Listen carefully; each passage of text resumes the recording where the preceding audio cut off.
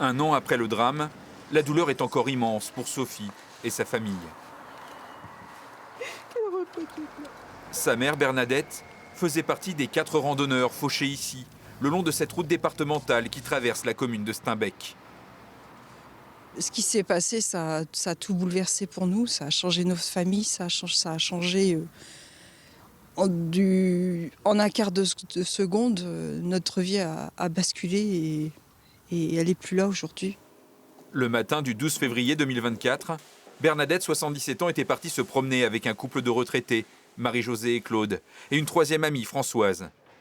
Vers 9 h, alors qu'ils marchaient sur ce trottoir, une voiture s'est déportée droit vers eux, percutant mortellement les 4 septuagénaires. Le véhicule, un SUV Porsche, était conduit par un homme d'une cinquantaine d'années, un cadre supérieur d'un groupe de grande distribution qui déclare aux gendarmes s'être assoupi au volant. Depuis, l'instruction s'éternise. Ce qui me vient parfois à l'esprit, c'est que peut-être que comme c'est 4 retraités dans un petit village, peut-être que ça n'intéresse pas vraiment.